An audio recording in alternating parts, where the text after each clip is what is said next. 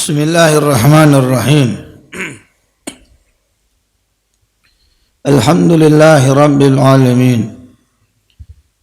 Asyhadu an la ilaha illallah al-malikul haqqul mubin. Wa asyhadu anna sayyidana Muhammadan abduhu wa rasuluh al-qail man yuridillahu bihi khairan yufaqihu fid din. Allahumma fasalli wa sallim ala sayyidina Muhammadin sayyidil awwalin wal akhirin wa khataman nabiyyin wa ala alihi wa ashabihi wa azwajihi wa dhurriyyatihi wa tabi'i min yawmina hadha ila yawmil ma ba'd. Rabbi shrah li sadri wa yassir li amri wa hlul 'uqdatam min lisani yafqahu qawli wa saddid lisani wa hadi qalbi bihaqqi sayyidina Muhammad sallallahu alaihi wa alihi wasallam. Dusurakum ya ahlal darak wa ya ahlal batin wa ya ahlal nur wa ya ahlal nur. Qala al-muallifu al-imam al-habib Abdullah bin Husain bin Tahir rahimallahu ta'ala wa nafa'ana bi ulumihi wa bi kitabihi fid darain amin.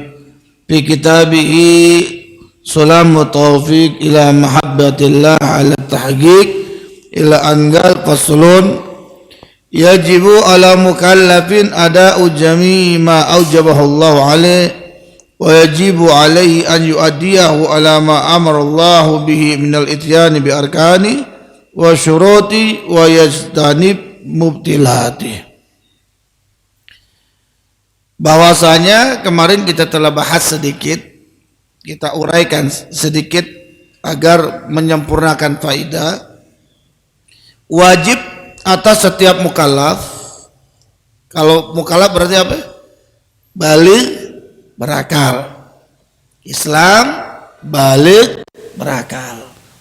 Berarti kalau anak kecil belum. Anak kecil yang belum baligh atau orang gila enggak masuk nih. Ya. Nah, ada ujami ma aujabahallahu alaih. Wajib menunaikan seluruh apa yang Allah wajibkan atasnya. Jadi apapun yang Allah wajibkan, maka sifatnya harus dia tunaikan. Karena yang namanya wajib mahwal wajib. Al-wajib suatu perintah suatu yang mau tidak mau, suka atau tidak suka, harus kita laksanakan. Itu wajib. Jadi bahasanya perintah, suatu perintah yang orang suka atau tidak suka, perintah tersebut wajib dia laksanakan. Itu wajib. Yang mana apa-apa yang Allah wajibkan atasnya, seperti sholat, zakat, puasa, haji, apapun yang Allah perintahkan tanpa terkecuali, kecuali apa yang dapat keringanan dari Allah. Nanti akan kita akan bahas. Wa yajibu alaihi an yu'addiyahu ala ma amara Allah bihi minal ityani bi arkani wa syurutihi wa yastanibu mubtilati. Dan wajib pula atas seorang yang mukallaf melaksanakan apa yang Allah perintahkan. Satu, minal ityani bi arkani. Jadi begini, kalau Allah wajibkan sholat, sholat itu wajib, ya, sholat itu wajib, jelas, sholat wajib. Apakah sholatnya saja cukup tanpa memenuhi rukun? Lah. Semua yang menunjang kesahan daripada ibadah wajib tersebut, maka penunjang tersebut hukumnya wajib. Seperti apa? Bil arkani, seperti rukun. Jadi kalau ada orang sholat, yang penting saya sholat, yang penting saya sholat, yang penting saya sujud, tapi rukunnya kurang, maka orang tersebut belum menunaikan kewajiban. Jadi kalau kewajiban itu satu kesatuan, jangan dipisah-pisah. Yang penting saya sholat, masalah syaratnya kurang, masalah rukunnya kurang, kemudian dia nggak memperdulikan, nah ini nggak boleh. Kalau wajib, kalau sudah sholat itu wajib, berarti yang menunjang semuanya wajib. Misal wudunya, sholat wajib, iya, berarti wudunya ikut wajib.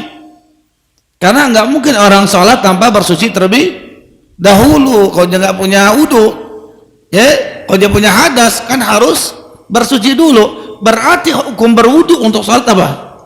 Wajib.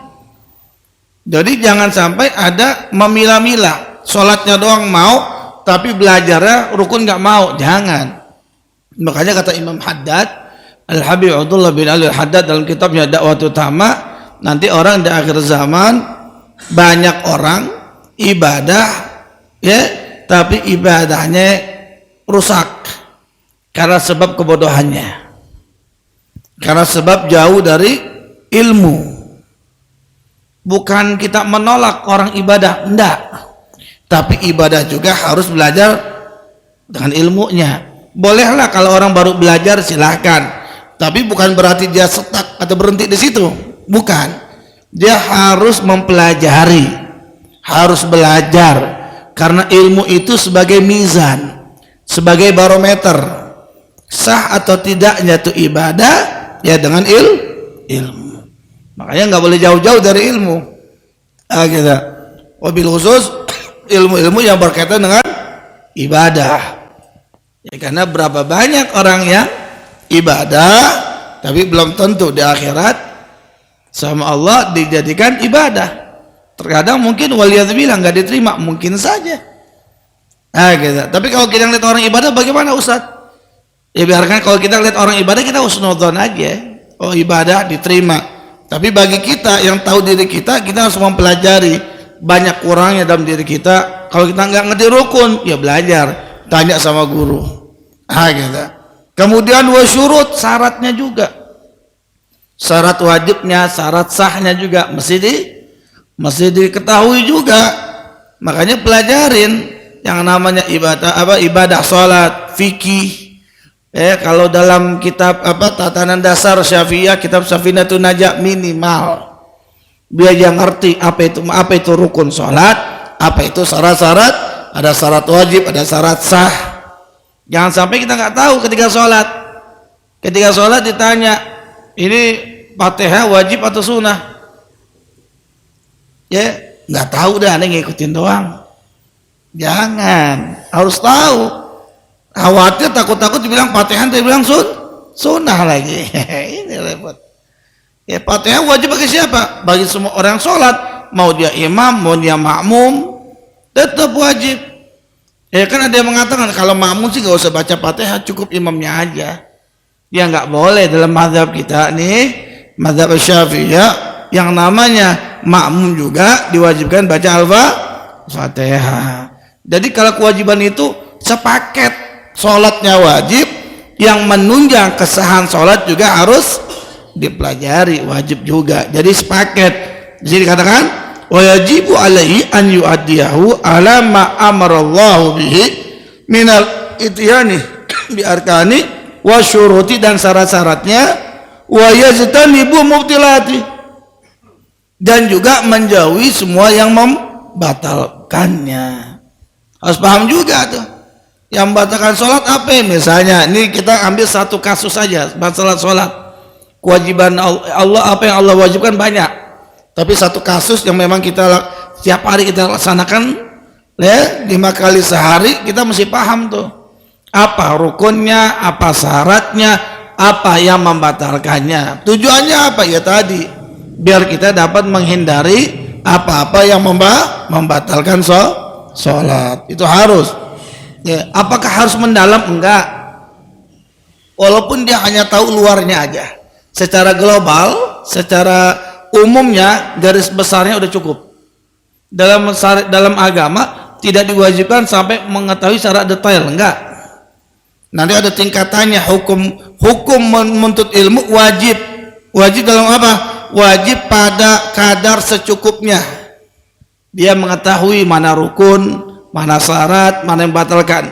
Adapun sampai mendalam enggak sampai wajib. Apalagi sampai mufti bisa jadi sunnah, nggak sampai wajib. Karena kalau semuanya wajib dosa semua gitu. Ya, untungnya hanya secara umumnya aja sampai situ hukum kewajiban menuntut ilmu. Naam. Ta'ala ala hadiliyah ta'ala kunatin salihah fi khair wa fi nafi rabbana taqabbal minna wa hadratin nabi Muhammad sallallahu alaihi wasallam bi sirril Fatihah. Bismillahirrahmanirrahim. Rahmanirrahim iyyaka na'budu wa iyyaka nasta'in ihdinas siratal mustaqim siratal ladzina an'amta 'alaihim ghairil maghdubi 'alaihim waladdallin. Amin. Wa sallallahu ala sayyidina Muhammadin wa ala alihi wa sahbihi wasallam. Alhamdulillahi rabbil alamin wal minkum. Wassalamu alaikum warahmatullahi wabarakatuh.